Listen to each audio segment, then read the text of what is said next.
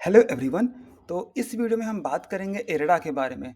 तो वैसे हमने काफ़ी बार कवर किया हुआ है इरडा को, जो कि काफ़ी हाईलाइट न्यूज़ में लाइमलाइट में रहता है। रीज़न बीइंग कि अपर सर्किट पे अपर सर्किट लाई जाती है और जो गवर्नमेंट का भी काफ़ी सारे अनाउंसमेंट आते हैं जो कि इससे रिलेटेड होता है। अगर हम रिन्यूएबल एनर्जी की बात करें, सोलर एनर्जी की बात करें, तो इसमें इसका बहुत ही बड़ा कंट्रीब्यूशन है।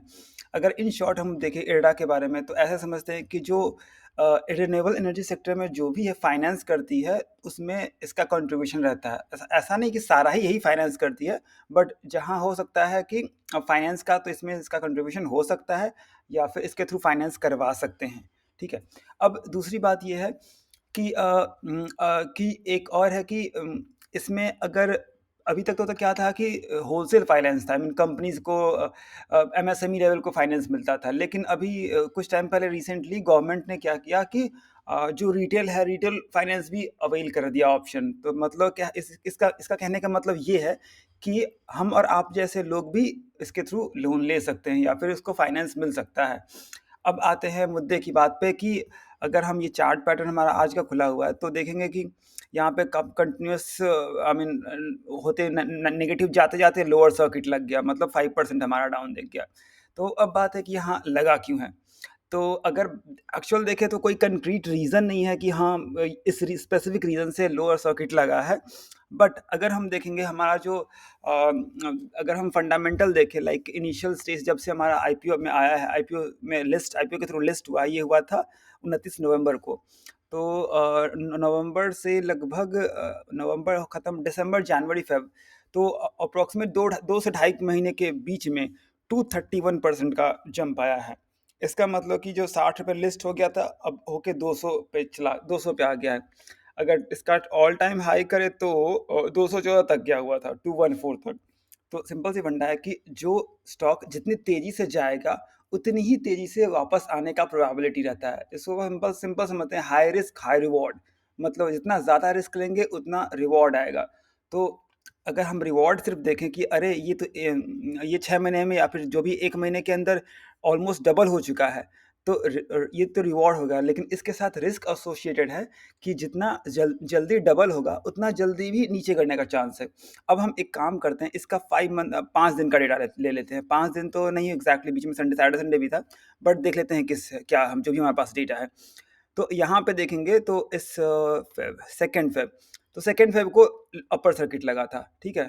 तो सेकेंड फेब को अपर सर्किट लगा, फिर थर्ड फेब को अपर सर्किट लगा। ठीक है।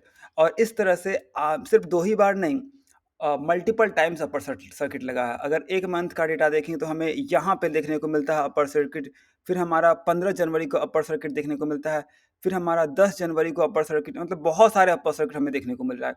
तो सिंपल सी बात है कि जितना ज़्यादा अपर सर्किट रहेगा, तो किसी रीज़न से डाउन जाता है तो लोअर सर्किट भी उस लोअर सर्किट भी लगना ही है। तो ये मतलब आप ऐसा समझ सकते हैं कि कोई ऊपर जाएगा तो नीचे जाएगा, ये एक बात हो गई। और जिस तेज़ी से ऊपर जाएगा, उस तेज़ी से नीचे आने का भी प्रोबेबिलिटी रहता है। अभी लास्ट टाइम आया था जो कि हमने देखा था जियो फाइनेंस का, जियो फाइनेंस। ठीक है। ओके, नेट का कुछ दिक्कत है, एक बार कनेक्ट कर लेते हैं फिर देखते हैं।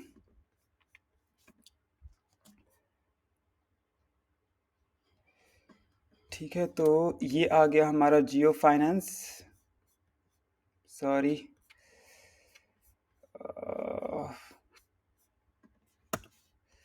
कोई बात नहीं। ओके, आ गया हमारा।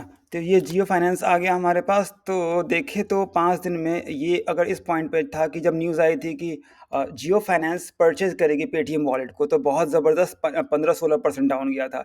लेकिन पता चला कि ये न्यूज़ ऐसा कुछ है ही नहीं, वो न्यूज़ फेक निकली। जब क्लैरिफिकेशन दिया दोनों पेटीएम और अंबानी जी की तरफ से, तो आया कि ये न्यूज़ फेक निकली। तो उस हिसाब से 7-8% का वापस से lower, I mean lower circuit तो नहीं कह सकते, बट इतना 7-8% का डाउनफॉल देखने को मिल गया। तो सिंपल सा फंडा है कि जितना तेज़ी से ऊपर जाएगा, उतना तेज़ी से नीचे आने का प्रोबेबिलिटी रहता है। अब बात है कि हुआ डाउन गया क्यों? तो अगर देखें तो ऐसा कोई कंक्रीट रीज़न नहीं है कि डाउन गया। तो सिंपल सी बात है कि अब एक और उससे पहले एक चीज़ समझते हैं कि कोई लोअर सर्किट जाता कैसे है या कोई शेयर का प्राइस कम कैसे होता है। तो हमने इसको काफ़ी बार डिस्कस किया हुआ है कि अगर हम हमारा सेलर ज़्यादा है in comparison to buyer, I mean जो बेचने वाला खरीदने वाला ज़्यादा है और जो बेचने वाला कम है, तो उस केस में क्या रहेगा कि अ अ, हमारा प्राइस बढ़ेगा और बहुत ज़्यादा सेलर हो जाए मतलब खरीदने वाला हो जाएगा और बहुत कम हो जाएगा बेचने वाला, तो उस केस में हमारा सिंपल सा मतलब है कि हमारा एक टाइम पे ऐसा आएगा कि अपर सर्किट लग जाएगा। लेकिन एक और इसमें क्लॉज़ है कि डिपेंड करता है अ डिपेंड करता है कि क्या कैप क्या लगा हुआ है, कैप एज़ इन कि क्या लिमिट सेट किया हुआ है एक्सचेंज के द्वारा से। एक्सचेंज की बात करें तो एनएसई, बीएसई के द्वारा। कभी-कभी किसी-किसी में देखते हैं 5% के बाद रुक जाता है, किसी-किसी में होता है कि 10% तक, किसी-किसी में 20%। अगर पेटीएम की बात करें कुछ टाइम तक पहले 20% तक का लोअर सर्किट लगा था। तो ये हमारा फंडामेंटल है। मतलब बेसिक्स है कि कैसे लगता है। अब हम देख लेते हैं कि लोअर सर्किट हमारा लग गया, हमें हमें पता चल गया कि क्यों लगा। क्यों लगने का कंक्रीट रीज़न नहीं है, बट ओवरऑल समझे तो ज़्यादा से ज़्यादा सेलर देखने को मिले। हो सकता है कि उनका टारगेट सेट हो गया कि अरे ये मुझे अगर 210 जाएगा, 215 जाएगा तो मैं बेच दूँगा, तो ये एक रीज़न हो सकता है, बट ऐसा कोई कंक्रीट रीज़न नहीं है। अगर अब मेन चीज़ है कि अ, हमने ये स्टॉक खरीदा क्यों था? तो अगर मैं अपनी बात करूँ तो सिंपल सी बात है कि मुझे इसका बिज़नेस ग्रोथ लगा ज़्यादा। मतलब अभी भी है। अब जो government energy renewable energy sector में काफ़ी फ़ोकस कर रही है, तो इसमें है कि आने वाले टाइम में बहुत अच्छा ग्रोथ आने वाला है। जैसे इंडियन रेलवे वो फ़ोकस करे तो आईआरएफसी बहुत ज़बरदस्त भागे जा रहा है, अभी कुछ टाइम पहले डाउन दिखने को मिला था। तो हम मुझे लग रहा है कि सिमिलर तरीके से ये भी हमारा आने वाला टाइम बहुत अच्छा करने वाला है, क्योंकि गवर्नमेंट काफ़ी फ़ोकस कर रही है रिन्यूएबल एनर्जी के ऊपर। और उसमें अगर देखें तो ये बहुत पायनियर हम कह सकते हैं, पायनियर कंपनी है जो कि अभी-अभी लिस्ट हुआ है, जो कि फाइनेंस प्रोवाइड करती है ऑलमोस्ट जितने भी रिन्यूएबल एनर्जी सेक्टर में काम करने वाले हैं, सबको ही फाइनेंस प्रोवाइड कर सकती है। तो इस रीज़न से मुझे लगता है कि ये इम्पोर्टेंट है।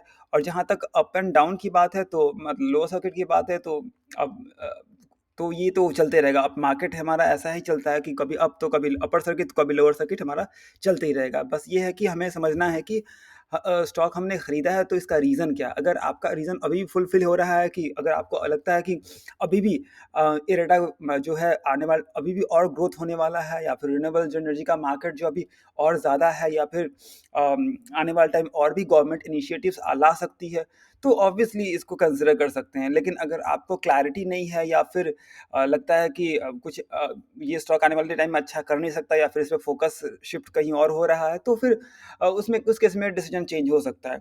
बट अगर देखें तो आज के दिन सिर्फ लोअर सर्किट लगने से ऐसा कुछ नहीं है कि इसके बिज़नेस मॉडल में चेंज हो गया है, इसका बिज़नेस ग्रोथ में चेंज हो गया है, ऐसा तो बिल्कुल भी नहीं है।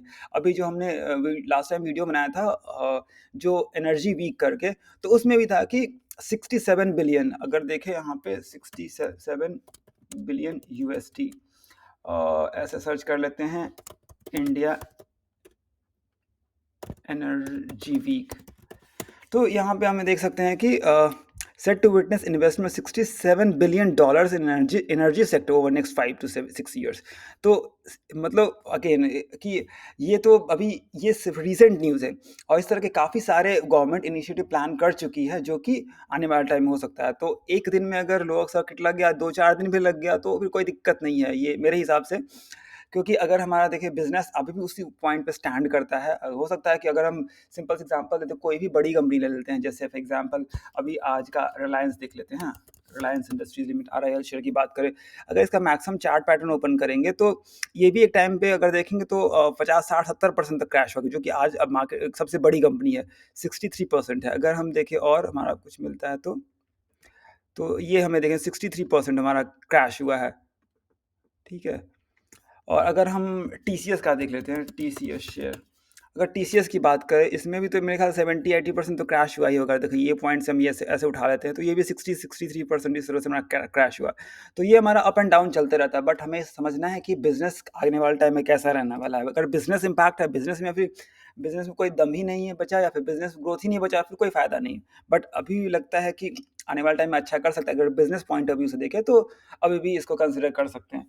अ, तो ये रहा, इन शॉर्ट हमारा ये है कि अगर बिज़नेस में कोई इम्पैक्ट नहीं आया तो ये स्टॉक अभी भी अच्छा है, लोअर सर्किट, अपर सर्किट का खेल चलते रहेगा जब तक मार्केट है। बट अदरवाइज़ अगर ऐसा आपको नहीं लगता है तो फिर आप डिसीज़न चेंज कर सकते हैं। सो ठीक है, आज के लिए इतना ही। Thank you so much for watching, see in the next video, bye bye.